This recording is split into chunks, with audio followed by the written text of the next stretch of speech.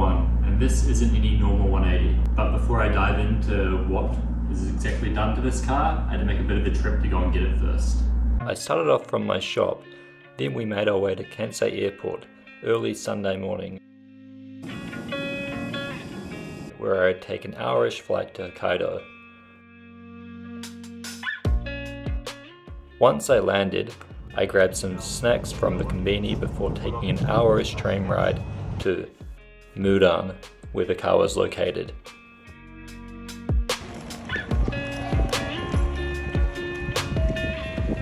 After securing the car, I'd take an hour-ish drive up to the ferry terminal where I'd then wait for our ferry. First part of the big trip, back in the new machine. Apparently the airflow meter is faulty, so I'm going to pull it off and try use some of this airflow cleaner. The owner said he didn't try do it. Hopefully that's our problem. It's kind of got a intermittent issue where the car will stall out. Like if you go over a bump, it'll start happening. So it seems electronic related, so hopefully that is our problem. It seems like an airflow meter, so we'll take it off, we'll give it a spray, and we'll see how we get on. So I just got that off. It does look, there's like a little bit of oil and dirt buildup on the airflow meter sensor. Yeah, basically just went in and brought this multi-purpose flat and Phillips head screwdriver and some spray for the airflow cleaner. I've used this stuff before and it actually does surprisingly work really well. I'll give that a spray and put it all back together.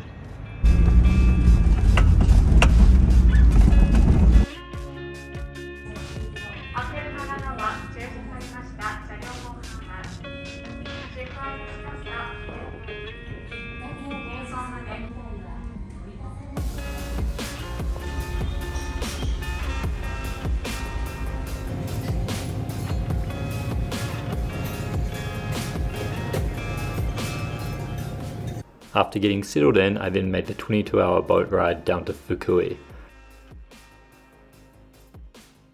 And then from there, it was about another hour-ish drive until finally I could get the car back to my shop. So before I picked up this car, I was actually looking at bringing over my purple S13 from New Zealand. If any of you know about that car, I'll put a picture here.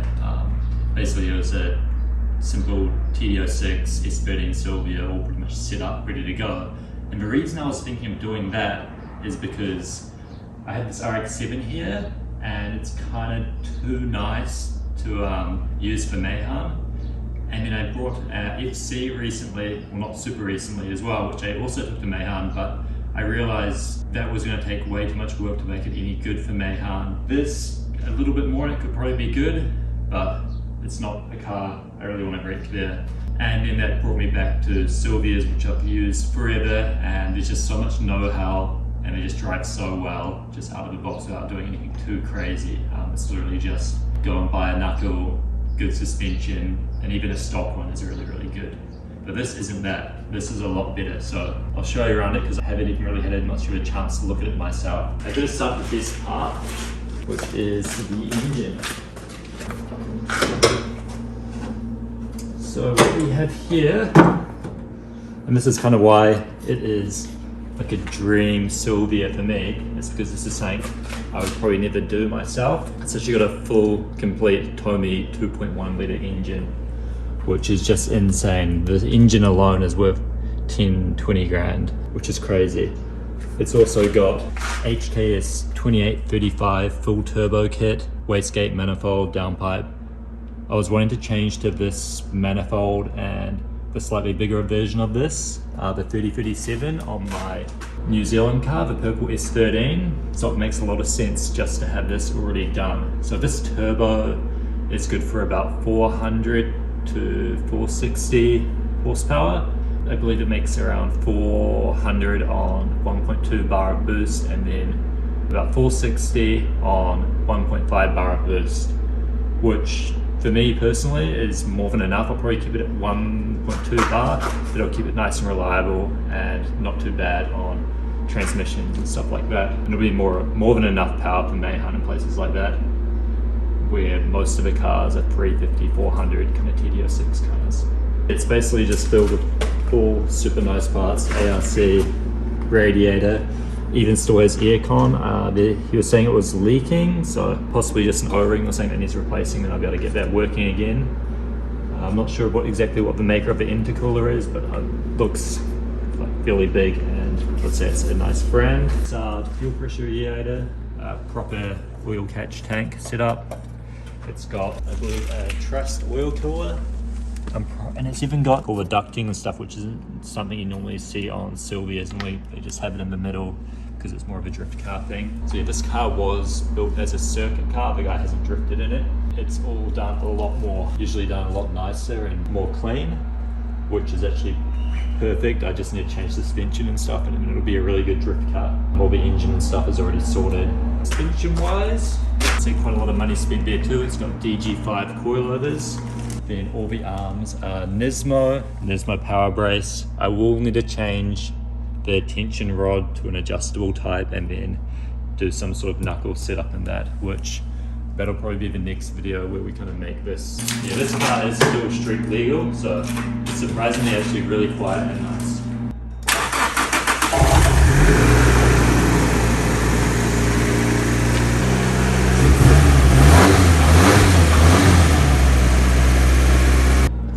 On the outside, I might as well talk about the aero and wheels.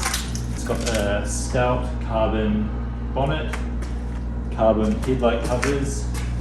I'm not a huge fan of this vent, so I'm going to change this out. So if anyone wants this, before I list it on Yahoo Auctions, send me an offer. Same with the bonnet and front bumper. This is GP Sports. I'm not sure if this is still made or not, but I'm going for a different look on this thing. So all the aero will be for sale on this car. That includes the front fenders, side step, and rear fenders. Rear fenders are Wonder, so they're actually quite nice. They fit really well, but yeah, as I said, I'll be going for a little bit of a different look on this car, so all of that aero will be for sale. Now the wing, I'm not sure on the maker, and then it's got just factory Type X tail lights, carbon garnish, factory rear bumper, and it even still has genuine rear pods and under splitter, which is really nice. And then wheels wise, I've got some 18-inch Inkies on the back. I don't remember the name of them, but they're fairly popular. And some 17-inch XSA works. And I've got a set of both of those. So if you guys want to shoot me an offer for any of that stuff, I'll probably be listing it on Yahoo, unless no one wants it. And typical hatchback car thing, always the gas struts are gone. Same on my car, gone too. The owner of this car just gave up on car life and just gave me all of this stuff. So it's given me a car cover. It's given me wheels. Oh, these are actually a really nice size. I need to check that it's got quite a bit of dish on it. 17 9J plus 28, so it's a decent size. It's just, I chucked all this stuff in the back. If you want it, it's yours. If you don't, throw it away. Little like emergency breakdown light. Simple jack, axle stands, radiator overflow bottle. It's got the Tomy Extreme titanium cat delete pipe. It's got a sports catalytic converter on here. So the exhaust on the moment's all certified for Sharkin. It's a Kakimoto one, I believe. Giving me oil. You know what this is, Mana? For make engine spin more quiet and more smoothly. Some sort of engine conditioning Yeah. stuff, which I'm probably not going to use. Remove all the other stuff from in here. And have a good look around. Right, so I've got everything kind of unloaded from the car. So before I show you around the inside, I'll show you all the stuff I got with the car. Probably the coolest part is this here. Full Tomy titanium exhaust. These things are super expensive, and it's one of those dream parts, hence why this is a dream car. It's something I would probably never buy, but it's super cool.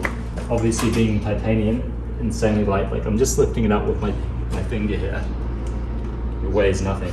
And yeah, all the wheels are in great condition. I might even use these for the front because they're quite a cool size, unless someone is interested in them and I find something different. But yeah, got those. And then the seller also gave me a box full of parts. So I've got some other GT looking mirrors. The ones on the car are Craft Square. I'm gonna be selling these either on Yahoo or unless anyone wants him. Sorry, I'm trying to sell the whole car here, but just I thought I'd better offer it to you guys here first before I go post it anywhere else, because I always get people asking me for stuff. So rather than sell it to someone I don't know, I'd rather sell it to one of you guys. So we're just gonna put on the factory mirrors. I don't mind the look of them. One of some aftermarket radiator hose, some mesh thing. This is like a real old school thing. You don't really see it on cars anymore. More vented covers. Who wants them? One white factory passenger side one, so I'll be putting this one on. I've got, at least I don't have to buy one of them, just one driver's side. Oil filter, one less thing to buy. Pen, a business card for a music shop. I'm not sure if this guy works at a music shop or not. A travel toothpaste set. I don't know if I want to touch. Interior is also super nice. They've done the Bride Radiation logo in the door. It's like another piece like you see on all the old drift cars, which is like I really want to do that. But you like, it's just something you'd never do. I mean, to actually buy a car with it on it is super cool. This car is actually pretty nice. I was expecting it to be a lot rougher, but it's like all full rear interior. It's even got rear speakers, parcel tray, and the interior in the back here is all complete too, along with probably a Cusco strut brace. Here, it's all nice too. A little bit of surface rust, but I mean, it's a 30-year-old car. It's going to happen when you use it. It's not something that really worries me too much.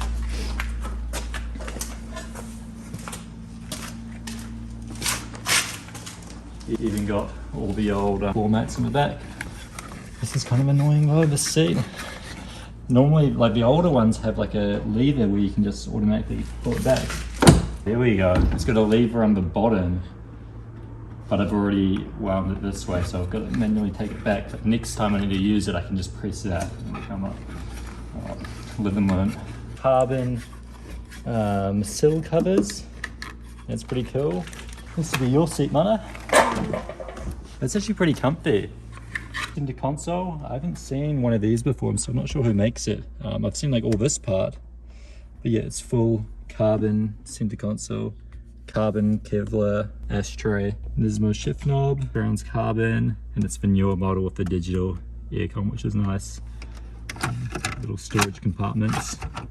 What's also cool, which makes this car even more street car, if I can find my keys, it's even got old school Navi DVD player, and it works too. It's got all like aftermarket speakers, and even with me a CD.